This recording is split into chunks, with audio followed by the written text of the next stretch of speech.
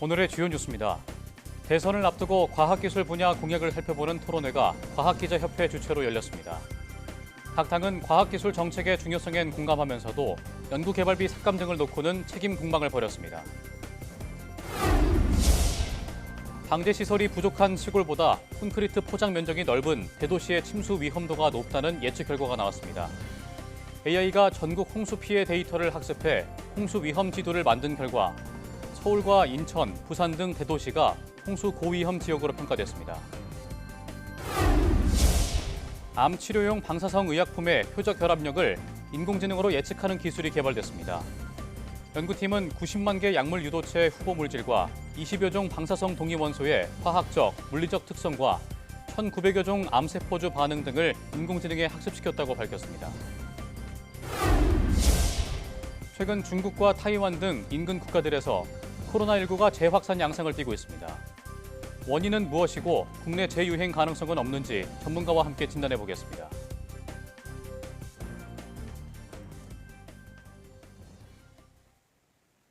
여러분 안녕하십니까? 사이언스투데이 시작합니다. 대선을 앞두고 과학기술 분야 공약을 살펴보는 토론회가 과학기자협회 주최로 열렸습니다.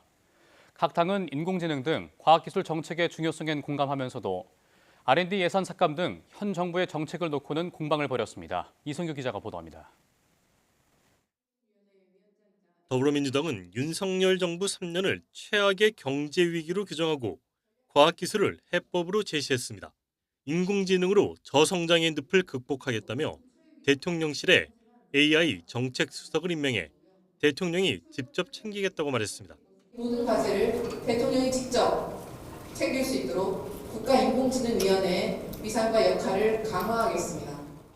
국민의힘도 AI 3대 강국을 내세우며 과학기술 분야 지원을 약속했습니다. 특히 여러 부처로 흩어진 과학기술 분야 예산을 총괄하고 일관성 있게 정책을 추진하기 위해 과학기술부총리를 도입하겠다고 밝혔습니다. 모든 역량들을 모을 수 있는 융합적인 통합적인 리더십을 정부 내에서 개편하려고 합니다. 개혁신당은 현장에서 일하는 기업인과 과학자들의 참여가 중요하다며 국가 AI위원회 인적 구성을 다변화해야 한다고 말했습니다. 또 구글 데이터 센터가 싱가포르에 설치된 사례를 언급하며 한국이 AI의 테스트베드가 돼야 한다고 강조했습니다. 디테일한 공약 없이는 사실 인터넷 버블 시대가 우리나라 안에서만 발생이 될 수도 있는 위험. 각 정당은 과학기술 분야의 체계적 지원이 중요하다는 점에서는 일치했지만 현 정부의 연구개발비 삭감을 놓고는 책임 공방을 벌이기도 했습니다. 첨단 과학기술을 통해서 미래 청사진을 그리기에도 부족한 시간 동안에 폭력적인 R&D 예산 삭감과 그 여파에서 살아남기 위한 고통스러운 사투로 시간을 허비해야만 했습니다.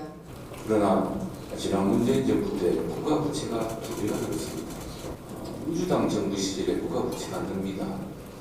그러면은 이 보수당 정부는 국가 부채를 줄입니다. 과학기술 분야 거버넌스 논의는 매번 선거 때마다 나오는 단골 메뉴입니다. 하지만 어떤 거버넌스도 실질적인 효과를 거둔 적은 드뭅니다. 단순히 표심을 노린 선심성 공약이 아닌 구체적이고 실질적인 정책 제시가 필요하다는 지적입니다. YTN 사이언스 이성규입니다. 방제시설이 부족한 시골보다 콘크리트 포장 면적이 넓은 서울과 인천 등 대도시의 침수 위험도가 높다는 예측 결과가 나왔습니다. 포항공대와 경북대 공동연구팀은 2002년부터 2021년까지 행정안전부가 기록한 전국 시군구별 홍수 피해 데이터를 학습한 인공지능을 활용해 지역별 홍수 위험 지도를 만들었다고 밝혔습니다. 그 결과 서울과 인천, 부산 등 대도시가 시골보다 홍수 고위험 지역으로 평가됐습니다. 인구 밀도가 높고 콘크리트 포장 면적이 넓으며 하천 주변에 건물과 기반 시설이 집중된 지역이 홍수 피해에 취약하다는 점을 보여준다고 연구팀은 설명했습니다. 대형 산불로 특별재난지역으로 선포된 울산 울주군과 경북 의성군, 경남 산천군, 하동군에 대해 통신요금 감면이 확대 시행됩니다. 과학기술정보통신부는 산불 피해 가구에 이동전화 요금을 1회선 1개월 12,500원 감면하려던 계획에서 제한 없이 전액 감면하는 것으로 변경했다고 밝혔습니다. 또 초고속 인터넷 요금을 1개월 월정액 50%를 감면하려던 것도 100%로 확대했다고 설명했습니다.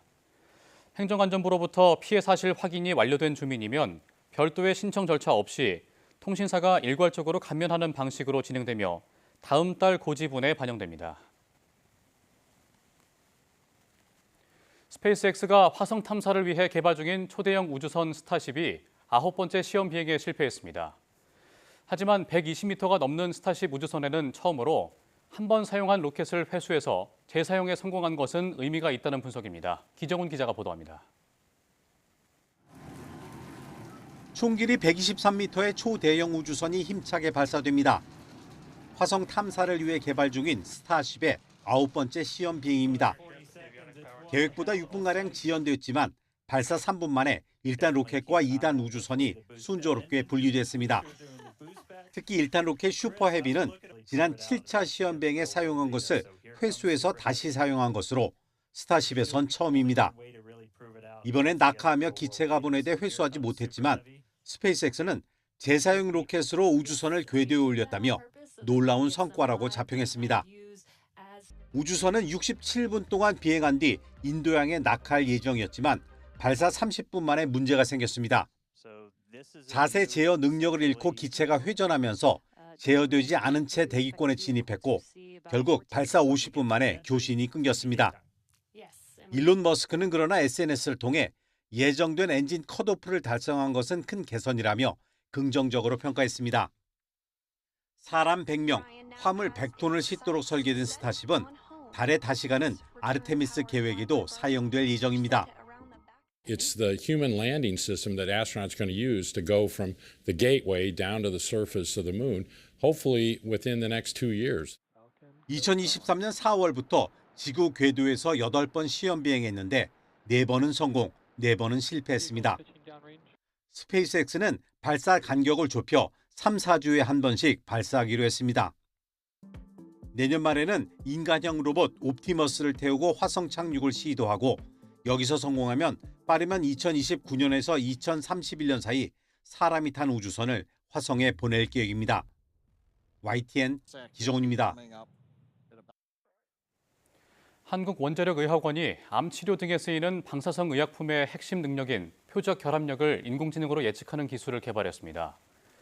우상근 원자력의학원 박사연구팀은 90만 개 약물 유도체 후보 물질과 20여 종 방사성 동위 원소의 화학적, 물리적 특성과 1,900여 종 암세포주 반응, 단백질 결합력을 인공지능에 학습시켜 예측하는 기술을 개발했다고 밝혔습니다.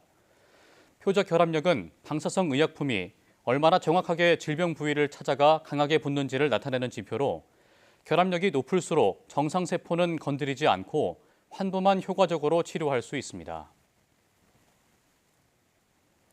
국내 연구진이 슈퍼박테리아, 메티실린 내성 황색 포도상 구균을 효과적으로 제거할 수 있는 이중 타격 치료 시스템을 개발했습니다. 카이스트 생명과학과 정현정 교수, 미국 일리노이대 공현준 교수 공동연구팀은 포도상 구균의 주요 유전자를 동시에 억제하는 짧은 DNA 조각을 설계하고 이를 세균 내부로 전달할 수 있는 나노입자를 개발했다고 밝혔습니다. 이 시스템은 유전자 억제제를 담은 나노입자에 생체막 투과를 돕는 미세 방울을 결합해 세균의 증식과 항생제 내성 발현을 동시에 차단하는 방식으로 작동합니다. 연구팀은 포도상 구균에 감염된 실험용 쥐를 대상으로 한 실험에서 치료군의 생체막 두께와 세균수, 염증 반응이 크게 감소하는 효과를 확인했다고 설명했습니다. 또 이번 연구가 기존 항생제로는 대응이 어려운 슈퍼박테리아 감염에 대한 새로운 치료 해법이 될 수 있을 것으로 기대했습니다. 국내 연구진이 우수한 강도와 내구성으로 치아 임플란트에 주로 사용되는 티타늄 제조 공정 속도를 크게 향상시키는 데 성공했습니다.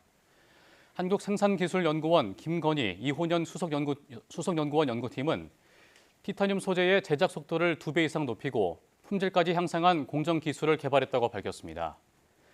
이 기술은 티타늄 분말을 굳히는 데 필요한 에너지에 최적화된 밀도를 도출하고 소재 내부의 미량 원소도 정밀하게 제어하는 기법이 적용됐습니다. 연구팀은 이 기술로 티타늄을 만드는 데 걸리는 속도가 이전보다 2배 이상 빨라졌다면서 성인 흉곽 임플란트의 제조 시간이 5일에서 3일 이내로 단축되는 효과가 나타났다고 설명했습니다.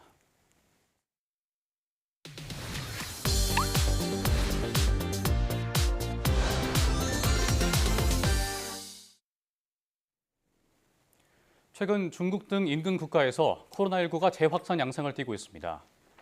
우리나라는 아직 안정권이지만 여름철 재유행 가능성도 제기되고 있는데요. 백순영 가톨릭대 의대 명예교수와 자세한 내용 알아보도록 하겠습니다. 교수님 안녕하십니까? 안녕하세요. 네. 최근 중국과 타이완, 태국 등에서 지금 코로나19가 다시 유행을 하고 있습니다.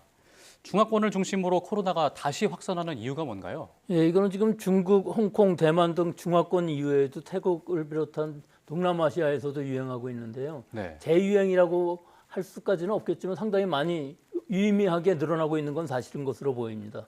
이건 몇 가지 이유가 있을 것으로 보이는데요. 네. 이 코로나19가 엔데믹, 즉 풍토병화된 이후로 이 사람들이 경각심이 굉장히 낮아진 것도 있고요. 전 세계적으로 관광객이 증가하지 않았습니까? 예. 그렇기 때문에 인구 이동들 전 세계적으로 사람들의 이동량이 늘어남에 따라서 사실은 접촉할 가능성이 굉장히 많아진 것이 제일 큰 원인이라고 볼 수가 있고요. 네.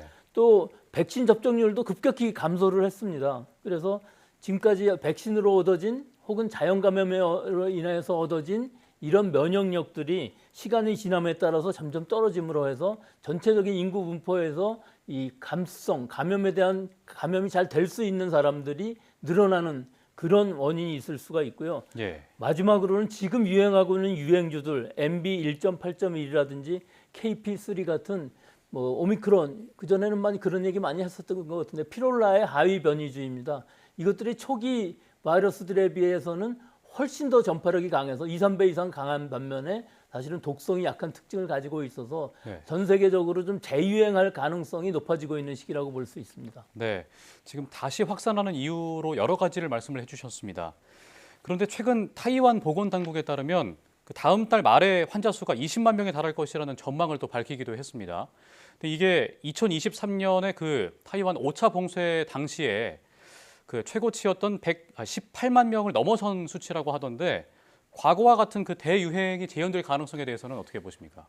좀 유행 양상은 상당히 많이 변한 것으로 보입니다. 타이완의 경우에 있어서 참고로 인구는 2,336만 명으로 우리나라 반 이하 정도에 불과한데 사실은 지난 7주 연속 증가세를 보여서 입원자가 19,097명에서 41,402명으로 약 119%포인트의 증가를 보였기 때문에 굉장히 급격한 증가라고 볼 수가 있죠. 네. 이것이 정점에 이르는 것은 지금 말씀하신 대로 6월 말 7월 정도에 20만 명 정도가 고점이 될 거라고 볼 수가 있는데 이것은 지금 말씀하신 대로 굉장히 큰 유행이라고 볼 수는 있습니다.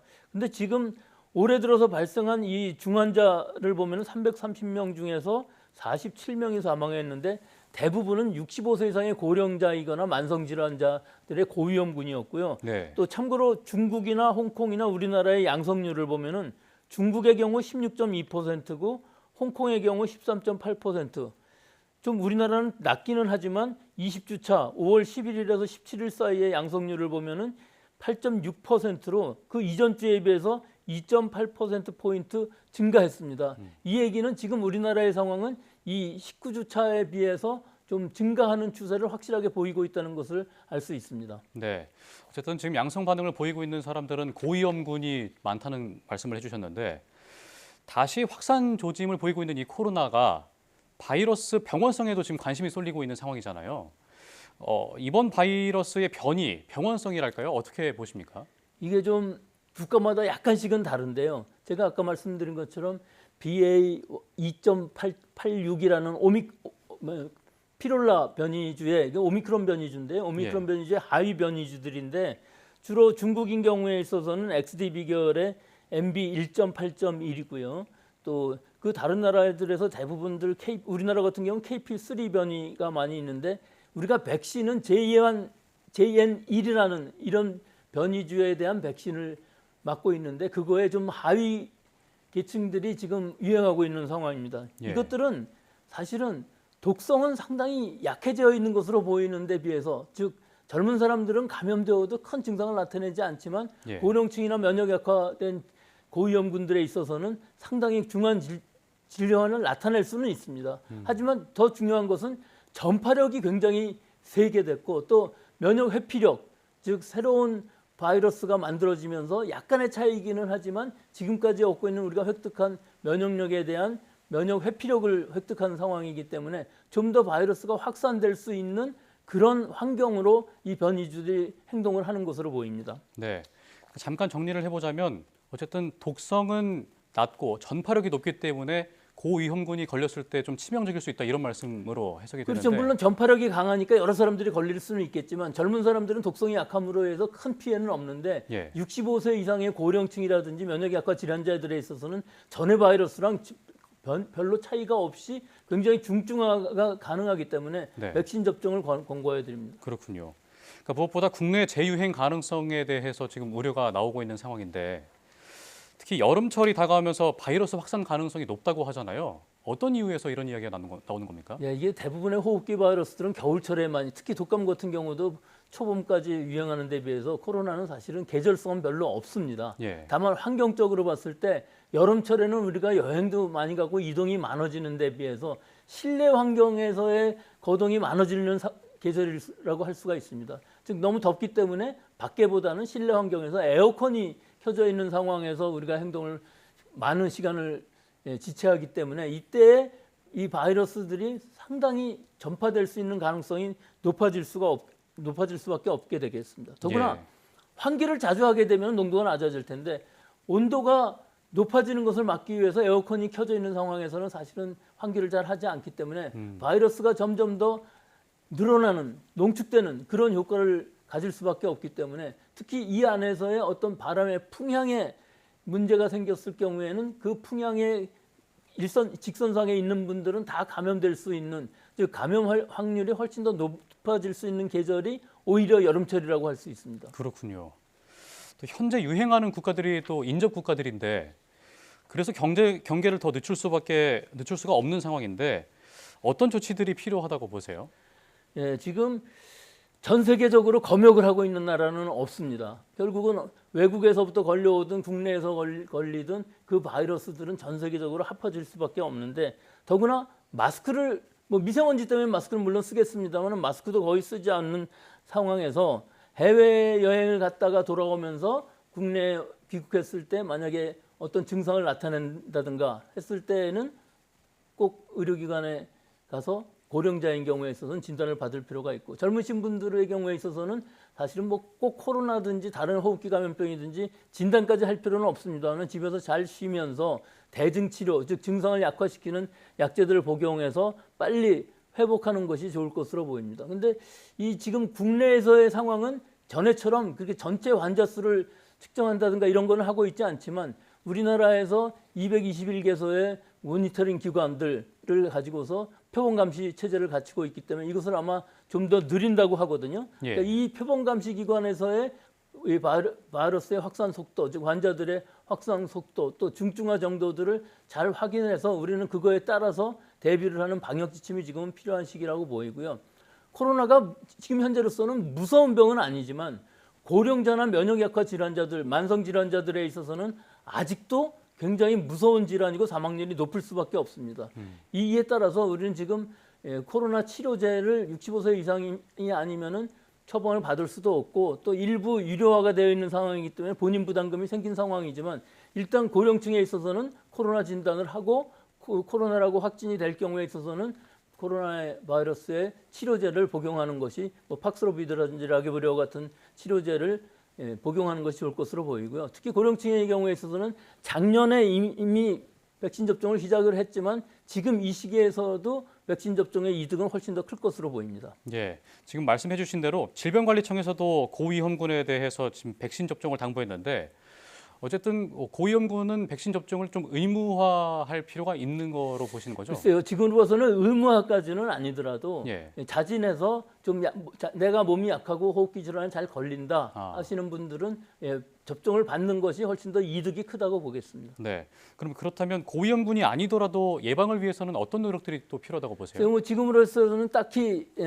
코로나에 대해서 방어를 하기 위한 어떤 조치는 필요하지는 않지만 예전과 똑같이 손 씻기라든지 또 사람 많은 곳에 갈 때는 마스크 쓰기 정도를 하는 것은 큰 이득을 볼 수 있는 조치라고 보고요. 예. 또 귀가했을 때 밖에서부터 귀가했을 때는 손 잘 씻고 목을 가글 한다든지 하는 방식으로 외부로부터의 우리 내 손에서 자체 감염되는 것을 막아주기 위해서는 손 씻기가 제일 중요하다고 보겠습니다. 네. 그러니까 최소한의 감염병 예방 수칙 정도는 준수하는 게 좋겠다. 이런 이거는 말씀으로. 뭐 코로나뿐만 아니라 다른 호흡기 질환에 있어서 중요한 방역 수칙이기 때문에 예. 손 씻기, 가글링 정도는 꼭 하는 것을 권고드립니다. 네. 또 그런가 하면 중동에서는 메르스가 또 유행인데 여름 휴가로 지금 해외 여행을 계획하시는 분들이 또 있는 것 같아요. 뭐 여행이 아니더라도 출장으로 뭐 해외를 방문하시는 분들도 계시겠지만 이런 상황에서 여행을 가도 되는 건지 또 혹은 가게 된다면 백신을 접종하고 가는 게 좋은지 이 부분에 대해서는 어떤 의견이신지 궁금합니다. 글쎄요, 백신을 접종할 수 있으면 좋겠는데 백신을 접종할 수 있는 감염병이라는 건 많지 않고요. 예. 메르스라는 건 우리 국민들이 잘 아시는 것처럼 2015년 5월 20일부터 7월 28일까지 뭐 한 2달 정도밖에 안 되는데 이 사이에 186명이 감염되어서 사망자가 38명, 치명률이 19.9%에 달했습니다. 다만 다른 점은 예. 이 메르스라는 감염병은 원내 감염, 병원 안에서만 감염되었고 일반 사회에서 감염된 적은 없습니다. 그렇지만 이 메르스라는 질병은 아직도 존속하고 있어서 사우디아라비아가 제일 많은데요. 약 84% 정도, 또 사망자의 91%가 사우디아라비아에서 나오고 있고요. 2021년 이후에는 연 20명 정도, 그러니까 1년에 한 20명 정도 나오니까 그다지 많은 숫자는 아닌데 예. 또 그 지역에서 사는 목축을 하시는 낙타로부터 감염이 되기 때문에 낙타와 옆에 있는 사람들은 사실은 풍토병 정도로 되어 있어도 그다지 위험하지 않습니다. 근데 일단 외부 사람이 감염되면 굉장히 위험할 수도 있는데요. 지난 2021년 이후에 사우디아라비아, UAE, 카타르, 또 요르단 이외의 국가에서는 2019년 이후에는 발생한 적이 없습니다. 따라서 4개국을 여행할 때에는 굉장히 중요할 수가 있는데요. 예. 이 중동 지역에 있어서 이슬람 탐사 여행이라든지 뭐 성지 순례라든지 했을 때 거기에 있는 낙타들이 단에 혹이 하나 있는 낙타들입니다. 그 낙타와 접촉하는 것을 극도로 피하면 되겠습니다. 거기다가 이 낙타의 젖을 살균하지 않고 섭취를 한다든지 또 그 목장을 방문을 해갖고 거기 감염되신 분들이랑 접촉을 한다든지 하면 감염될 수 있습니다만은 예. 실제로는 이 이슬람 성지 순례 이외에 또는 사우디를 직접 관광으로 여행하시는 분들은 그다지 많지 않기 때문에 메르스는 큰 병은 아니라고 생각을 합니다. 우리한테. 예. 다만 동남아시아 같은 경우에 있어서는 댕기라든지 치kun구냐라든지 웨스트나일이라든지 이런 바이러스들이 많이 활발하게 감염이 되고 있고 특히 댕기 같은 것들은 일단 예방접종은 가능하기는 하지만 우리나라에서는 아직 허가된 적이 없고요. 예. 이런 바이러스에 대해서는 우리가 예방접종을 맞고서 여행을 할 수는 없는 상황입니다. 그렇기 때문에 특히 동남아나 뭐 브라질이나 이런 나라들에서 지카 바이러스 감염도 옛날에 유명하지 않았습니까? 이것은 예. 대부분 모기를 통한 감염이기 때문에 이런 감염을 막기 위해서는 모기 기피제라든지 혹은 기롯을 착용한다든지 밤에 잘 때 모기장 안에서 잔다든지 하는 이런 기본적인 것들이 필요하고요. 일단 그런 데 여행을 한 후에 국내에 들어왔을 때 열성 질환이 나타난다고 하면은 꼭 병원에 방문을 하셔갖고서 그 병이 어떤 병인지 확신을 받는 것이 굉장히 중요한 이유는 이런 병들은 모기맥의 감염병이지만 치명률이 굉장히 높은 것들이기 때문에 바로 진단을 받고 조기 치료를 받는 것이 굉장히 중요하다고 하겠습니다. 네, 메르스뿐만 아니라 댕기나 모기로 인한 감염병까지 주의해야 된다는 점을 짚어주셨습니다. 지금까지 백순영 가톨릭대 의대 명예교수와 함께 이야기 나눠봤습니다. 오늘 말씀 고맙습니다.